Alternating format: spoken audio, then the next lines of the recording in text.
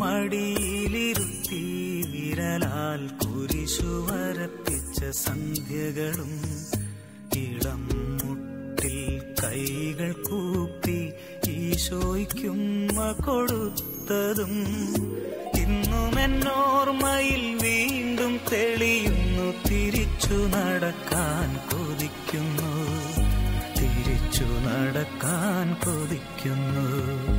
അമ്മ മടിയിലിരുത്തി വിരലാൽ കുരിശു വരപ്പിച്ച സന്ധ്യകളും ഇളം മുട്ടിൽ കൈകൾ കൂപ്പി ഈശോയ്ക്കുമ്മ കൊടുത്തതും ഇന്നും എന്നോർമ്മയിൽ വീണ്ടും തെളിയുന്നു. തിരിച്ചു നടക്കാൻ കൊതിക്കുന്നു, തിരിച്ചു നടക്കാൻ കൊതിക്കുന്നു.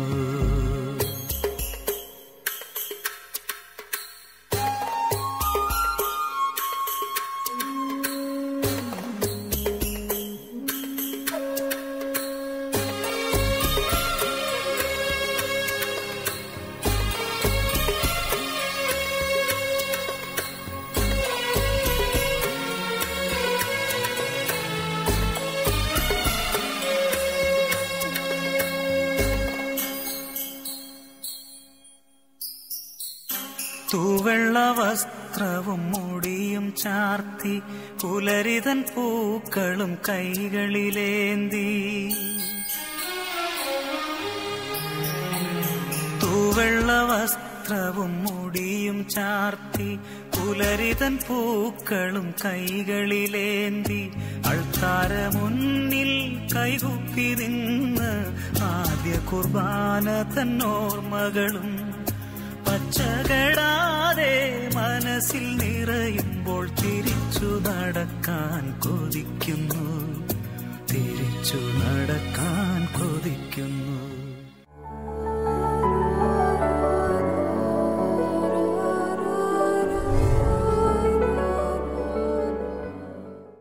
പ്രിയപ്പെട്ടവരെ, വളരെ സന്തോഷത്തോടെ സ്നേഹത്തോടെ നിങ്ങളെല്ലാവരെയും മദർ ഹോമിൻ്റെ ശുശ്രൂഷയിലേക്ക് ഞാൻ സ്വാഗതം ആശംസിക്കുകയാണ്.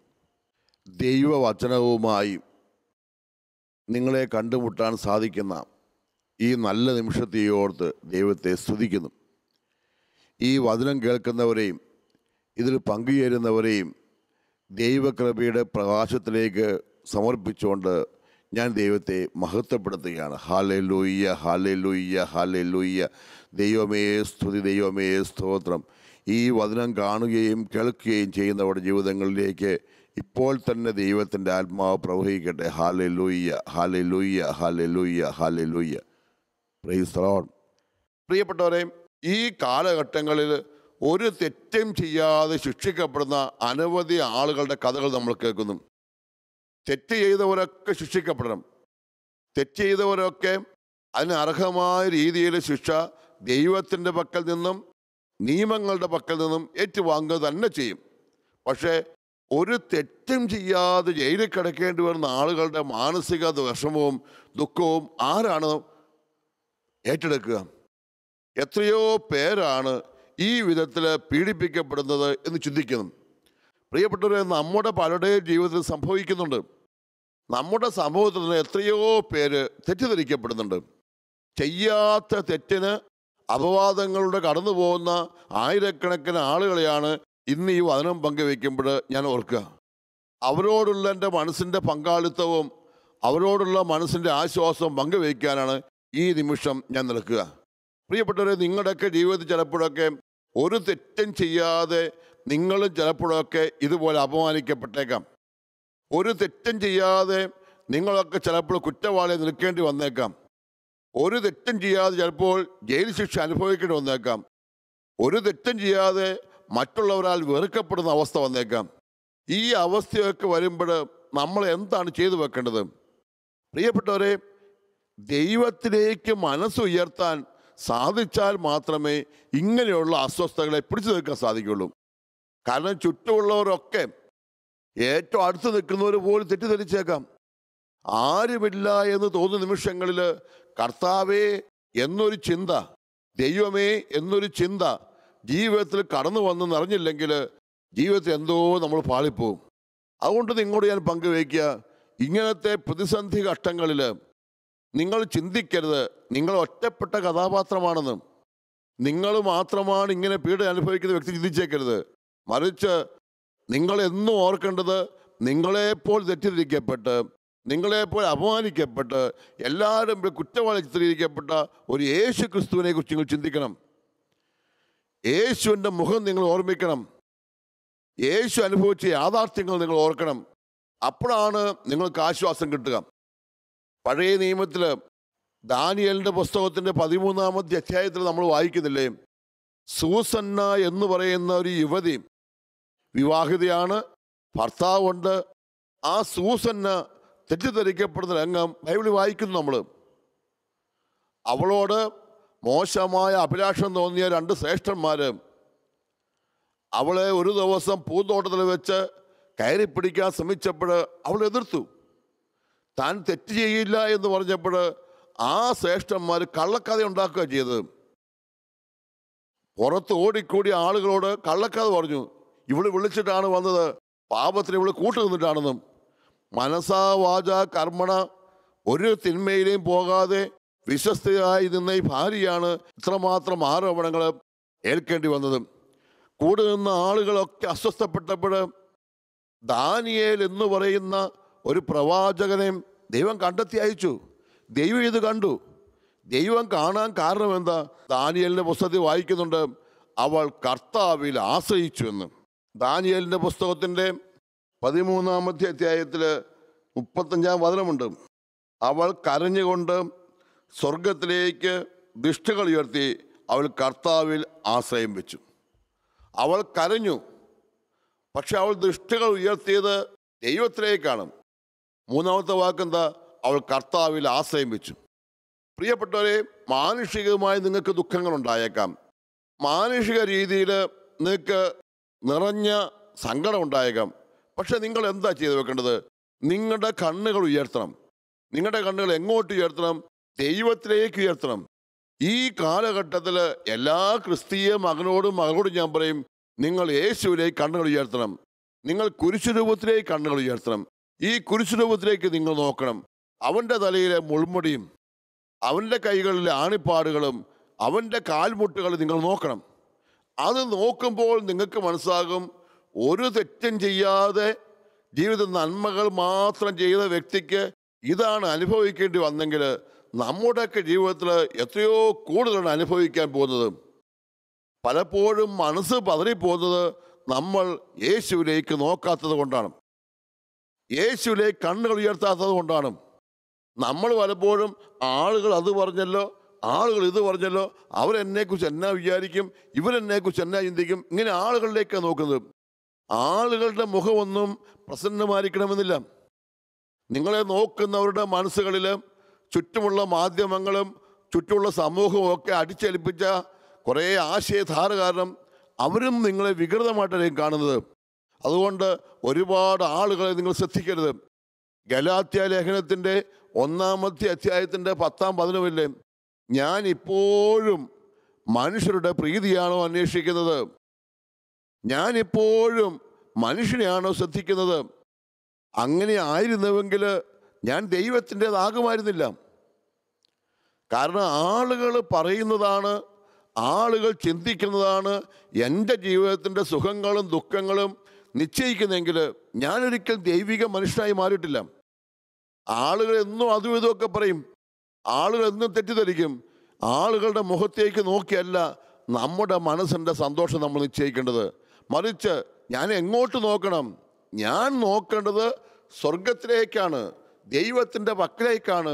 ദൈവമേ എന്ന ചിന്തയാണ് എന്നെ നയിക്കേണ്ടതും എന്നെ ഭരിക്കേണ്ടതും. ഹല്ലേലൂയ. പ്രിയപ്പെട്ടവരെ, എസ്തഫാനോസ് എന്ന് പറയുന്ന ആദ്യത്തെ സഭാ ശുശ്രൂഷകൻ കല്ലെറിഞ്ഞ് കൊല്ലപ്പെടുന്ന രംഗം അപ്പസ്തോല പ്രവർത്തനങ്ങൾ നമ്മൾ വായിക്കുന്നു. ചുറ്റും കൂടിയവർ കല്ലുകൾ എറിയുമ്പോൾ ആ ഏറുകൊണ്ട് തല പൊളിയുമ്പോൾ ചോര മുഖത്തോട് ഒഴുകുകയാണ്. ഈ നേരത്ത് ചോര മൂടിക്കിടക്കുന്ന കണ്ണുകൾക്കിടയിലൂടെ എസ്തഫാനോസ് എന്താണ് നോക്കിയത്? സ്വർഗത്തിലേക്കാണ് നോക്കിയത്. എന്താണ് കണ്ടത്? സ്വർഗം തുറന്നിരിക്കുന്നതാണ് അവൻ കണ്ടത്. അല്ലാതെ എറിയുന്ന ആളുകളുടെ കൈകളോ എറിയുന്ന ആളുകളുടെ കല്ലുകളോ അവർ കൂവുന്നതോ കാറുന്നതോ അല്ല. സ്വർഗം തുറന്നിരിക്കുന്നത് അവൻ കണ്ടു എന്ന് വചനം ഓർപ്പിക്കുന്നത്. സ്വർഗത്തിലേക്ക് കണ്ണുകൾ ഉയർത്താൻ നിങ്ങളുടെ മനസ്സിന് ധൈര്യം കിട്ടിയാൽ നിങ്ങൾ രക്ഷപ്പെട്ടു. ദൈവമേ എന്നൊരു ചിന്ത മനസ്സിൽ സൂക്ഷിച്ചു കഴിഞ്ഞാൽ നിങ്ങളുടെ ആത്മീയ ജീവിതത്തിൽ നിങ്ങൾക്ക് സന്തോഷം അനുഭവിക്കാൻ സാധിക്കും. Hallelujah, hallelujah. പ്രിയപ്പെട്ടവരെ, തെറ്റിദ്ധരിക്കപ്പെടുകയും ഒറ്റപ്പെടുകയും ആരുമില്ലാതെ നിൽക്കുകയും ചെയ്യുന്ന ദയനീയമായ നിമിഷങ്ങളിലൂടെ കടന്നു പോകുന്നവർ കാണുമായിരിക്കാം. പ്രിയപ്പെട്ട മകനെയും മകളെയും ആ നിമിഷത്തിലൊക്കെ ക്രിസ്തീയ വിശ്വാസത്തിൽ നിന്നുകൊണ്ട് നീ എന്ത് ചെയ്യണം? നീ കർത്താവിൽ ആശ്രയിക്കണം. നീ സ്വർഗത്തിലേക്ക് കണ്ണുകൾ ഉയർത്തണം. അവിടെയാണ് നിന്റെ ജീവിതം തള്ളിവിടാൻ പോകുന്നത്. എന്നും ആളുകൾ പറഞ്ഞ വാക്കും ആളുകൾ പറഞ്ഞ ചിന്തകളും ആളുകൾ വിളിച്ച കൂക്കുവിളിയും ഒക്കെയാണ് നിന്റെ കണ്ണുകളിലും കാതുകളിലും ഉണ്ടെങ്കിൽ നിനക്കൊരിക്കലും സ്വസ്ഥമായി ജീവിക്കാൻ പറ്റുകയില്ല. തിരിച്ചു വരുമ്പോഴേക്കും നീ ഒരു മാനസിക രോഗിയായി പോയി കഴിഞ്ഞിരിക്കും. ഇന്ന് ഇങ്ങനെ തെറ്റിദ്ധരിക്കപ്പെടുന്ന നിമിഷങ്ങളിൽ കർത്താവെ എന്ന് ആശ്രയിക്കേണ്ടി വരും. നിന്റെ കഷ്ടകാലം, നിന്റെ ദുരിതപർവമൊക്കെ ഒരു ദിവസം കൊണ്ട് മാറുന്നില്ല. പ്രിയപ്പെട്ടവരെ, അപ്പോഴൊക്കെ ഞാൻ ഓർക്കും പഴയ നിയമത്തെ ജോസഫിൻ്റെ കഥയും ഞാൻ ഓർക്കും. ജോസഫ് നല്ല യുവാവായിരിക്കും.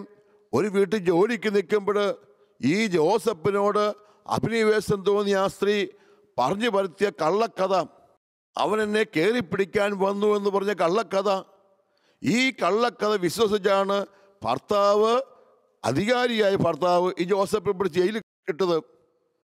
ഒരു തെറ്റും ചെയ്യാത്ത ജോസഫ് എത്രയോ നാളുകളാണ് ജയിലിൽ കിടന്നത്. ഞാൻ ഓർക്കും, ജയിലിൽ കിടക്കുന്ന ഓരോ ദിവസവും ജോസഫിൻ്റെ തലയിലൂടെ കടന്നു പോകുന്ന ചിന്ത, എന്തിനാണ് ഈ ജയിലിൽ കിടക്കുന്നതെന്നായിരിക്കും. എല്ലാവരും പറഞ്ഞു കാണും ആ കാലഘട്ടത്തിലും ജോസഫ് പെണ്ണിനെ കയറി പിടിച്ചു, പെണ്ണെ നശിപ്പിക്കാൻ വേണ്ടി നോക്കി, ജോസഫ് തെമ്മാടിയാണ്, ഇവൻ വലിയ പുണ്യമൊക്കെ പറഞ്ഞ് നടക്കുന്നുള്ളൂ, കള്ളനാ എന്ന് എല്ലാവരും പറഞ്ഞു കാണും. കാരണം ദൈവത്തിൻ്റെ മകനായി വിശുദ്ധമായി ജീവിക്കുന്ന ദൈവപ്രമാണങ്ങൾ പാലിച്ചു നടന്നവനാണ് ജോസഫ്. എല്ലാവർക്കും അതറിയാം. അവൻ ജയിലിൽ കിടക്കുമ്പോൾ ആളുകൾ പറഞ്ഞിട്ടുണ്ടാകാം, ഇത്രയും കാലം അവൻ കൊണ്ടുനടന്നതൊക്കെ തട്ടിപ്പായിരുന്നു, ഇത്രയും കാലം നടത്തിയതൊക്കെ അഭിനയമായിരുന്നു, ഇത് മുഴുവൻ കള്ളത്തരമായിരുന്നു എന്നും പറഞ്ഞാൽ അങ്ങനെയല്ല എന്ന് പറഞ്ഞാൽ ആര് വിശ്വസിക്കാനാണ്? സമൂഹം എന്നും ഒഴുക്കിനൊപ്പം ഒഴുകുന്നവരാണ്, സ്വരങ്ങളുടെ ഒപ്പം ചലിക്കുന്നവരാണ്, ചുറ്റുമുള്ള ആരവങ്ങൾക്കൊപ്പം കൈയടിക്കുന്നവരാണ്. അവിടെ സംഭവിച്ചെന്താണ്? ജീവിതത്തിൽ ആ ദുരന്തത്തിൽ ജോസഫ് ജയിലിൽ കിടക്കേണ്ടി വന്നു. 1 വർഷമോ 2 വർഷമല്ല. നമ്മൾ വചനത്തിൽ കേൾക്കുകയാണ്, എത്രയോ നാളുകൾക്ക് ശേഷമാണ് അവിടുത്തെ രാജാവിൻ്റെ സ്വപ്നം വ്യാഖ്യാനിക്കേണ്ടി വന്നിട്ട് അത് വ്യാഖ്യാനം ശരിയായപ്പോൾ രാജാവ് അവനെ മോചിപ്പിക്കുക. ഈ മോചിപ്പിച്ചു കഴിയുമ്പോൾ തീർച്ചയായും ജോസഫിൻ്റെ ജീവിതത്തിൽ നന്മകളൊക്കെ തിരിച്ചു വന്നു. പക്ഷേ ഈ ഉള്ളിൽ കിടന്ന കാലഘട്ടങ്ങളിൽ ചുറ്റുമുള്ളവരുടെ പരിഹാസവും അവഹേളനം ഏറ്റെടുക്കുമ്പോൾ ഈ ജോസഫ് അനുഭവിച്ച മാനസിക സംഘർഷം എങ്ങനെ നമുക്ക് പരിഹരിക്കാൻ സാധിക്കും? പ്രിയപ്പെട്ടവരെ, ജീവിതത്തിൽ തെറ്റിദ്ധരിക്കപ്പെടുന്ന, തെറ്റ് ചെയ്യാതെ തെറ്റുകാരനെ മുദ്ര കുത്തപ്പെടുന്ന എല്ലാവർക്കും വേണ്ടിയാണ് ഇന്നത്തെ ഈ വചന ശുശ്രൂഷ ഞാൻ സമർപ്പിക്കുക. അത്തരത്തിലുള്ള ആളുകളോട് എനിക്ക് 2-3 കാര്യങ്ങളെ പറയാനുള്ളൂ. മോനെയും മോളെയും, ജീവിതത്തിൽ ചിലപ്പോൾ നമ്മൾ അനുഭവിച്ച് കടന്നു പോകേണ്ട ഒരു യാഥാർത്ഥ്യമാണിത്. എന്തുകൊണ്ട് സംഭവിച്ചു എന്നതിനെക്കുറിച്ച് പുറകോട്ട് തിരിഞ്ഞ് ഒരുപാട് നീ ആകുലപ്പെടരുത്. മറിച്ച് നീ നിന്നോട് തന്നെ പറഞ്ഞു വെക്കണം, എനിക്ക് ദൈവം കടന്നു പോകാൻ അനുവദിച്ചൊരു കാലഘട്ടമാണിത്. ചിലപ്പോൾ ഈ കാലഘട്ടം എൻ്റെ വിശുദ്ധീകരണത്തിന് വേണ്ടിയായിരിക്കാം, ആർക്കെങ്കിലും വേണ്ടിയുള്ള വിശുദ്ധീകരണത്തിന് വേണ്ടിയായിരിക്കാം. ദൈവത്തിൻ്റെ ഒരു പദ്ധതിയുടെ ഭാഗമാണെന്ന് സ്വയം ആശ്വസിപ്പിക്കാൻ നിനക്ക് സാധിക്കണം. ഈ ഒരു ബോധ്യം നിൻ്റെ ഉള്ളിലേക്ക് കടന്നു വരണമെങ്കിൽ നീ ആദ്യം ചെയ്തു വെക്കേണ്ടത് 2 കാര്യങ്ങളാണ്. ഒന്ന്, നീ കർത്താവിലേക്ക് കണ്ണുകൾ ഉയർത്തണം. കർത്താവിലേക്ക് കണ്ണുകൾ ഉയർത്തണം. മനസ്സും ചിന്തകളും കർത്താവിലേക്ക് ഉയർത്തുകയാണ്, ദൈവ പക്കലേക്ക് ഉയർത്തുകയാണ്.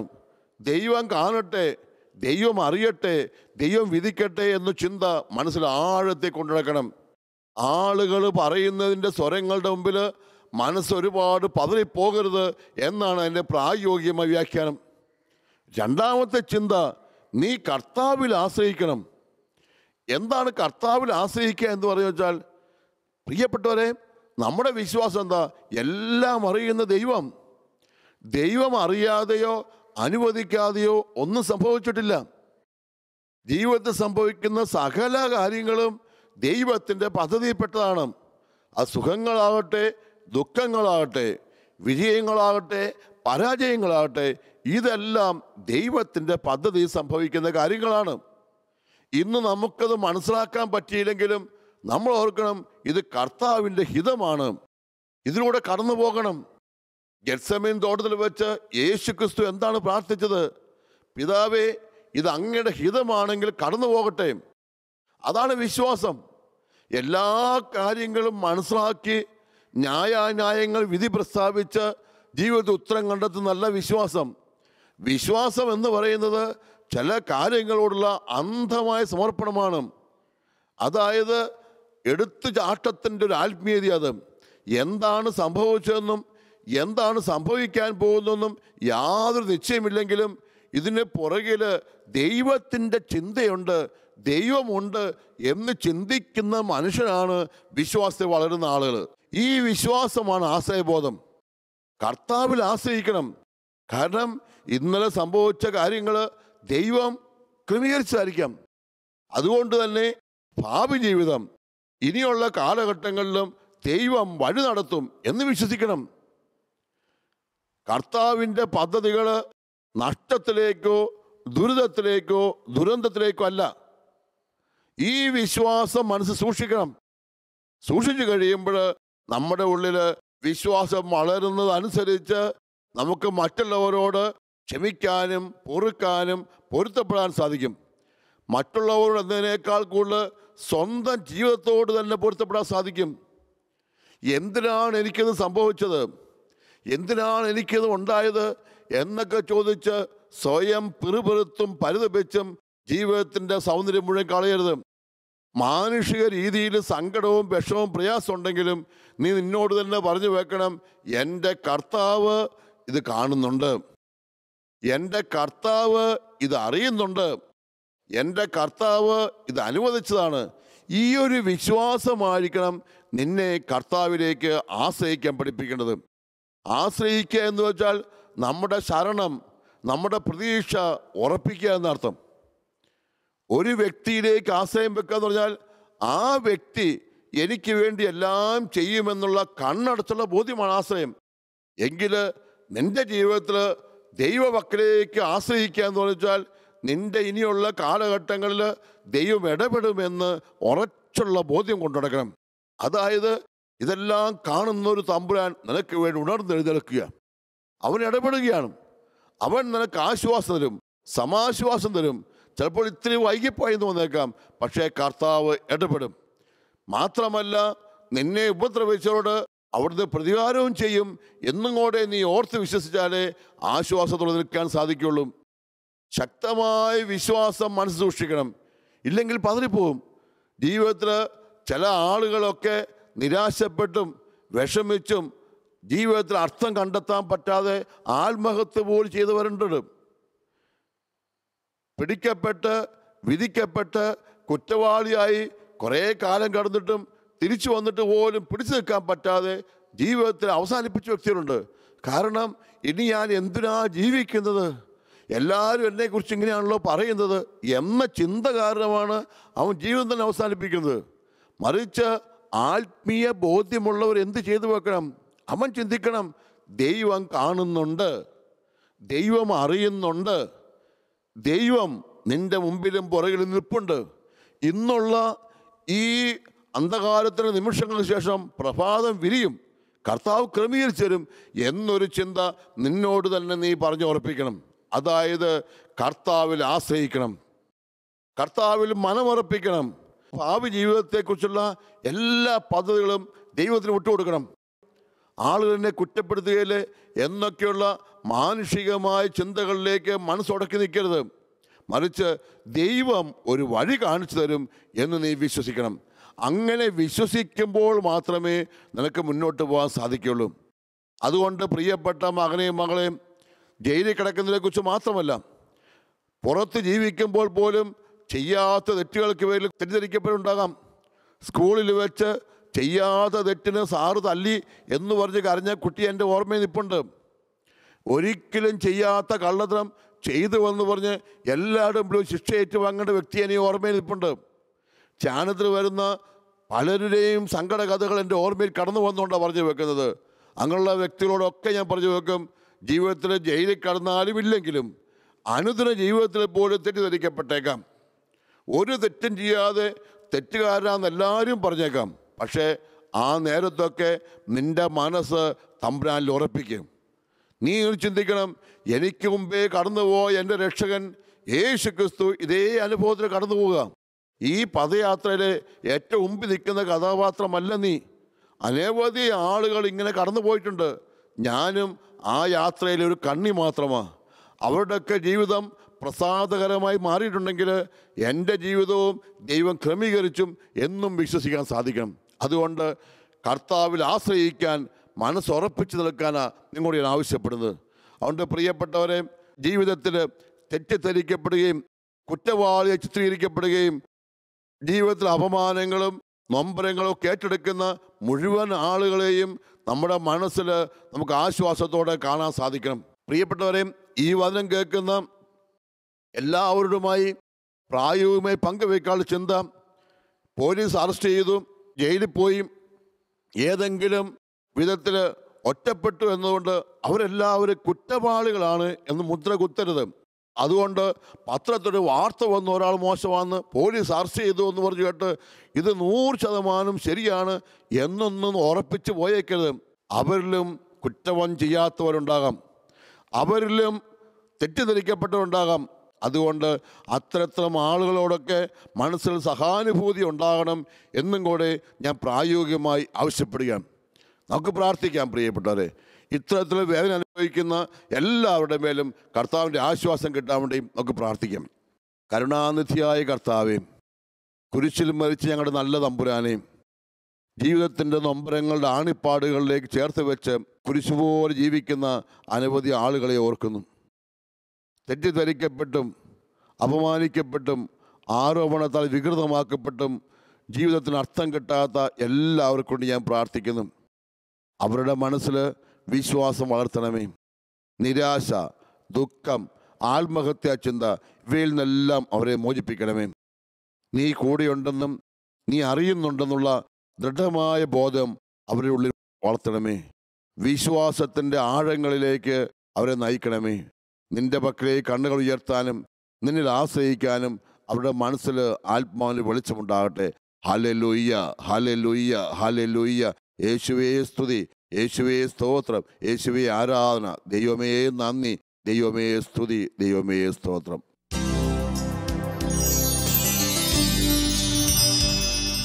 സ്വർഗത്തിൽ നിന്നാഗതമാം ജീവൻ നൽകുമൊരപ്പം നീ, മർത്യനു മുക്തി പകർന്നരുളും നിത്യമഹോന്നതമപ്പം നീ. സ്വർഗത്തിൽ നിന്നാഗതമാം ജീവൻ നൽകുമൊരപ്പം നീ, മർത്യനു മുക്തി പകർന്നരുളും നിത്യമഹോന്നതമപ്പം നീ. കാരുണ്യനാഥ, ഞങ്ങൾ അങ്ങയെ ആരാധിക്കുന്നു, ഞങ്ങൾ അങ്ങയെ സ്തുതിക്കുന്നു, ഞങ്ങൾ അങ്ങേക്ക് നന്ദി പറയുന്നു. ഈ അൾത്താരയിൽ അങ്ങ് ഇവിടെ ഞങ്ങളുടെ കൂടെ ഉണ്ടെന്ന് ഞങ്ങൾ വിശ്വസിക്കുന്നു. സ്തുതികളിൽ വസിക്കുന്ന കർത്താവേ, നിന്റെ തിരുനാമത്തിന് മുമ്പിൽ എല്ലാ ശക്തികളും മുട്ടുമടങ്ങുന്നുവെന്ന് വിശ്വസിക്കുന്നു. ഇന്ന് എൻ്റെ ജീവിതത്തെ അസ്വസ്ഥമാക്കുന്ന എല്ലാ പ്രശ്നങ്ങളെയും രോഗങ്ങളെയും ആകുലതകളെയും നിൻ്റെ മുമ്പിലേക്ക് ഞാൻ സമർപ്പിക്കുന്നു. എന്നെ ഭാരപ്പെടുത്തുന്ന എല്ലാ ദുഃഖങ്ങളും നൊമ്പരങ്ങളും ഇപ്പോൾ സമർപ്പിക്കുന്നു. ഈ വചനം കേൾക്കുന്ന ഇവിടെ പ്രാർത്ഥിക്കുന്ന മുഴുവൻ ആളുകളുടെ മേലും അങ്ങ് ഭരണകർത്താവായിരിക്കണമേ. എല്ലാ തിന്മകളെയും അങ്ങ് ശാസിക്കണമേ. എല്ലാ തകർച്ചകളെയും അങ്ങ് ബന്ധിക്കണമേ. എല്ലാ അസ്വസ്ഥതകളെയും അങ്ങ് നീക്കണമേ. അങ്ങയുടെ വലിയ കാരുണ്യവും അങ്ങയുടെ വലിയ ശക്തിയും ഇപ്പോൾ ജനത്തിൻ്റെ മേൽ അങ്ങ് സംലഭ്യമാക്കണമേ. അങ്ങേ തൊട്ടവരും അങ്ങ് തൊട്ടവരും സുഖം പ്രാപിച്ചുവല്ലോ. ദിവ്യകാരുണ്യനാഥ, അങ്ങയുടെ ആത്മാവിൻ്റെ ശക്തിയാൽ എല്ലാവരെയും സ്പർശിക്കണമേ. ഇപ്പോൾ തന്നെ വേദനകളും രോഗങ്ങളും തകർച്ചകളും നമ്പരങ്ങളും മാറിപ്പോകട്ടെ. Hallelujah, hallelujah, hallelujah, hallelujah. സ്തുതികളിൽ വസിക്കുന്ന കർത്താവേ, സ്തുതിയുടെ ആരംഭങ്ങളിൽ ഇറങ്ങി വരുന്ന കർത്താവേ, ഇപ്പോൾ ഈ നിമിഷം ദൈവശക്തി പ്രകടമാകട്ടെ. Hallelujah, hallelujah, hallelujah. യേശുവേ സ്തുതി, യേശുവേ സ്തുതി, യേശുവേ സ്തുതി. ഹല്ലേലൂയ. ആത്മാവിൻ്റെ പുതിയ അഭിഷേകത്താൽ എല്ലാ രോഗങ്ങളും തകർച്ചകളും എല്ലാ വിഷമങ്ങളും മാറിപ്പോകട്ടെ. Hallelujah, hallelujah, hallelujah, hallelujah, hallelujah, hallelujah, hallelujah.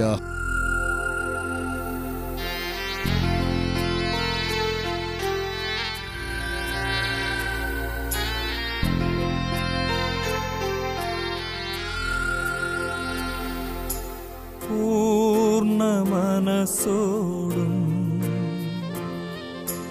പൂർണ്ണ ഹൃദയമോടും പൂർണ്ണാത്മാവോടും ദൈവമേ നിന്നെ ഞാൻ സ്നേഹിക്കുന്നു. പൂർണ്ണ മനസ്സോടും പൂർണ്ണ ഹൃദയമോടും പൂർണ്ണാത്മാവോടും ദൈവമേ നിന്നെ ഞാൻ സ്നേഹിക്കുന്നു.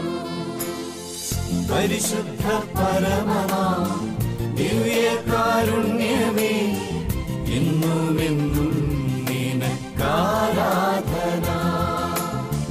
പരിശുദ്ധ പരമമാ ദിവ്യകാരുണ്യമേ, എന്നുമെന്നും നിനക്കാരാധന.